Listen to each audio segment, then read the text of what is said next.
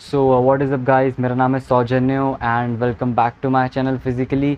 आज सेटअप थोड़ा अलग है। बेसिकली थोड़ा बिज़ी चल रहा हूँ तो बहुत कम टाइम मिला मेरे को शूट करने के लिए। तो अभी फ़िलहाल रात के ऑनेस्टली बताऊँ तो 3 बज रहे हैं एंड मगर मैं ये वीडियो शूट कर रहा हूँ क्योंकि इस बात से कोई फ़र्क नहीं पड़ता कितना भी बिज़ी चल रहा हूँ, वीडियो डालना है तो डालना है। टॉपिक्स बहुत सारे हैं, आप लोगों ने मेरे को इतने सारे टॉपिक्स दिए हैं कि यार सबको कवर करना पड़ेगा। तो हो सकता है कि शायद मैं अब लाइक अगले 2-3 हफ्ते के लिए डेली ही वीडियो डालूँ। तो ज़रूरी नहीं है कि आपको हमेशा यही वाला बैकग्राउंड देखने को मिलेगा, कभी कभी आपको ये बैकग्राउंड भी मिल जाएगा क्योंकि जब जब मेरे को टाइम मिलेगा दोस्तों मैं तब तब वीडियो शूट करूँगा और जितने भी टॉपिक्स आप लोगों ने मेरे को सजेस्ट करें उन सब पे वीडियो बनाऊँगा और आपके डाउट्स क्लियर करूँगा।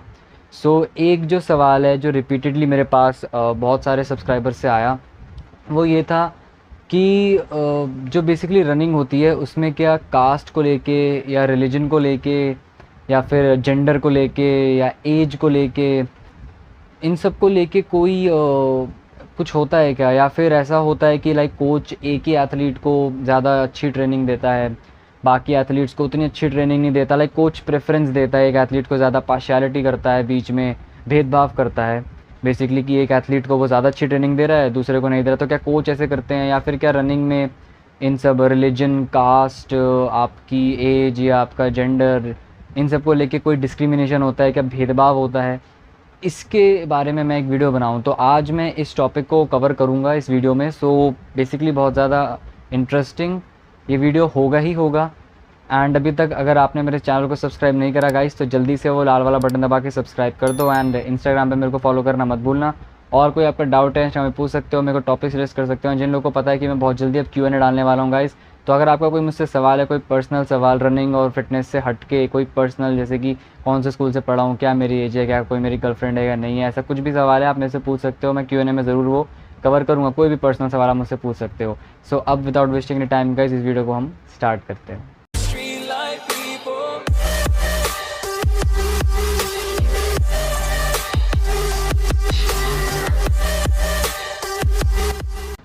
तो बेसिकली अगर बात करें कि सबसे पहले देखो दो चीज़ों में, मैं दो पार्ट्स में ये वीडियो डिवाइडेड रहेगा।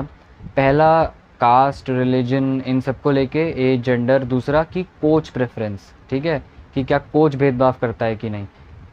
तो ये दो हिस्सों में ये वीडियो डिवाइड रहेगा। पहले बात कर लेते हैं कि रनिंग में, अगर इंडियन रनिंग की अगर हम बात करें, इंडियन एथलीट्स की, तो क्या रनिंग में मतलब बेसिकली जो स्प्रिंटर्स होते हैं ट्रैक एंड फील्ड में, क्या रिलीजन को लेके या फिर क्या आपकी कास्ट को लेके कुछ भेदभाव करा जाता है कि अगर आप किसी माइनॉरिटी से बिलोंग करते हो, है ना, या फिर अगर आप किसी निजी कास्ट से बिलोंग करते हो तो क्या आपको उतना सपोर्ट नहीं मिलेगा, उतना पुश नहीं मिलेगा, क्या ऐसा कुछ होता है?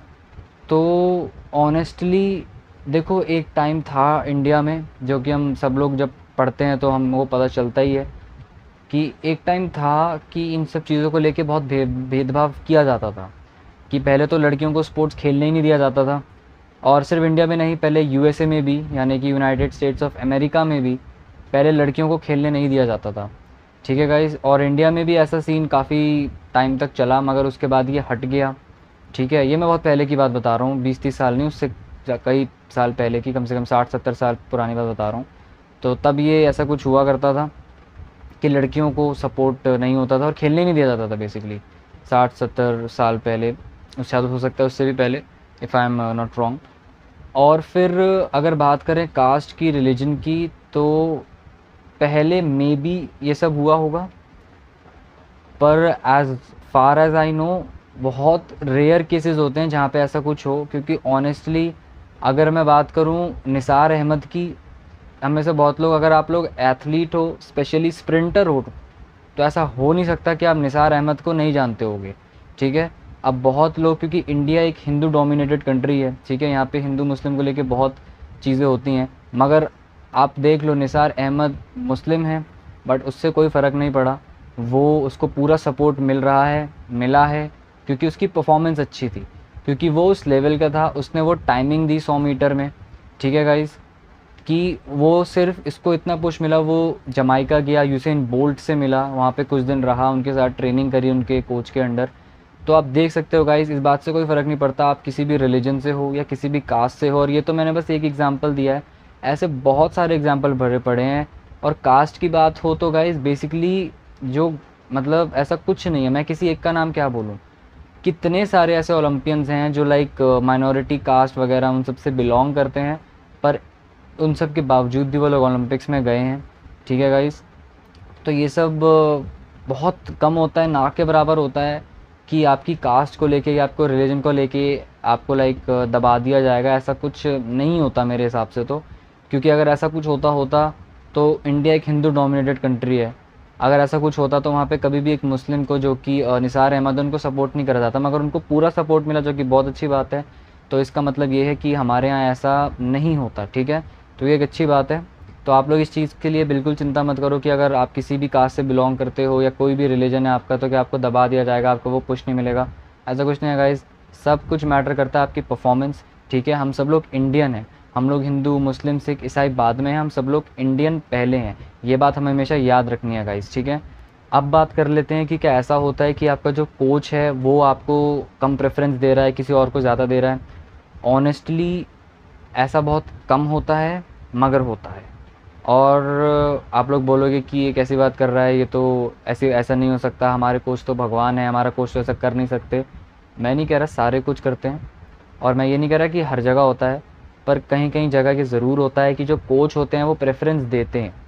अब क्यों देते हैं, किन बेसिस पे देते हैं, किन वजहों से देते हैं प्रेफरेंस, यानी कि एक एथलीट को वो ज़्यादा आगे रखते हैं, ज़्यादा अच्छी ट्रेनिंग देते हैं, ज़्यादा टिप्स देते हैं, ज़्यादा उसको देखते रहते हैं, और दूसरे वाले को उतना वो नहीं देखते। ठीक है, वो उसको वर्कआउट दे देते हैं और बोलते हैं ठीक है आप ट्रेन करो। ठीक है, तो एक जो ज़्यादा सपोर्ट होता है वो किसी एक एथलीट को करते हैं। तो ऐसा किन केसेस में होता है और किन वजहों से होता है? देखो गाइस, हर कोच को आगे बढ़ना है। ठीक है, एक कोच के लिए भी बहुत ज़रूरी होता है कि जिस एथलीट को वो ट्रेन कर रहा है वो एथलीट आगे जाके मेडल लाए, क्योंकि अगर वो एथलीट मेडल नहीं लाएगा तो उस कोच को कोई नहीं जानेगा। एक कोच के पास कोई क्यों आएगा? अगर वो किसी एथलीट को ट्रेन करता है, वो एथलीट डिस्ट्रिक्ट जीतता है, स्टेट जीतता है, नेशनल जीतता है, तभी तो और लोग आएंगे उस कोच के पास और बोलेंगे कि सर हमें भी आप भी ट्रेन करो, है ना। तो एक कोच जो होता है, अब देखो मैंने जेनेटिक्स की बात बहुत बार करी है, तो कोच बेसिकली जो भेदभाव करते हैं ना वो जेनेटिक्स को लेके करते हैं। अब आप बोलोगे कैसे? देखो कुछ लोग नेचुरली रनिंग में बहुत तेज़ होते हैं। ठीक है, हम सब में से आप या तो हो सकते हो बहुत तेज़ हो। ठीक है, या फिर आपको कोई जानने वाला होगा आपके ग्रुप में जो आप देखते होगे कि यार ये तो नेचुरली बहुत तेज़ है। तो कोच कभी कभी, ऐसा नहीं कि हमेशा, पर कहीं कुछ कुछ जगहों में कभी कभी ऐसा होता है कि कोच जो है वो ऑब्वियसली सबको उसको पता होता है कि कौन कितना अच्छा, किसको कितनी ट्रेनिंग की ज़रूरत है, किसको कितनी ट्रेनिंग की ज़रूरत नहीं है। तो कोच पहले ही वर्कआउट के दिन में पहचान लेता है कि ये जो एथलीट है कि नेचुरली बहुत अच्छा है, इसमें नेचुरली ज़्यादा स्टैमिना है, नेचुरली ज़्यादा तेज़ भाग सकता है या ज़्यादा देर तक भाग सकता है। और जो कोच है फिर उस एथलीट के पीछे लग जाता है, उस एथलीट पे ज़्यादा ध्यान देने लग जाता है कि इस एथलीट को मैं आगे पहुँचाऊँ, जो कि बिल्कुल भी सही नहीं है। क्योंकि ज़रूरी नहीं है कि वही एथलीट आपको आगे लेके जाए, बाकी एथलीट भी तो अपने जी जान से अपना खून पसीना बहाते हैं। ठीक है, वो बात आपकी सही है कि आप उस एथलीट को आगे लेकर जाना चाहते हो। मैं लाइक अभी यहाँ कोच को बोल रहा हूँ, जो कोच ऐसा करते हैं, कि वो बात भी ठीक है, आप चाहते हो कि वो एथलीट आगे जाएं, उनका नाम होगा तो फिर आपका नाम होगा। मगर यार बाकी भी तो जो लड़के आपके पास आ रहे हैं ट्रेन करने, वो भी तो कुछ सपना देख के आ रहे हैं, उनके भी तो कुछ सपने हैं। तो आप उन पे भी, मैं ये नहीं कह रहा कि आप उस पर ध्यान ना दो, उन पे दो, आप दोनों पे बराबर ध्यान दो। क्योंकि हो सकता है, कुछ भी हो सकता है ना, क्या पता एक को बस थोड़ी ट्रेनिंग की ही ज़रूरत हो और वो भी बहुत अच्छा कर जाए।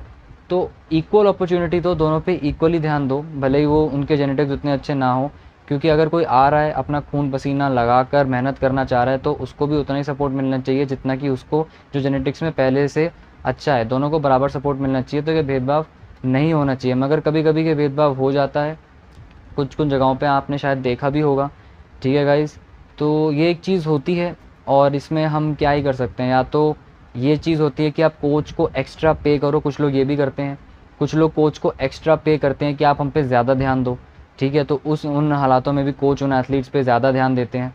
मगर अब हर कोई तो पैसे अफोर्ड नहीं कर सकता एक कोच को ज़्यादा पे करे। एक तो पहले एथलेटिक्स इतना महंगा स्पोर्ट है, डाइट लगती है, जिम की ट्रेनिंग लगती है, स्टेडियम में जाने का खर्चा अलग, क्योंकि नॉर्मल रोडों पे या फिर ग्राउंड पे तो वो ट्रेनिंग हो नहीं पाती।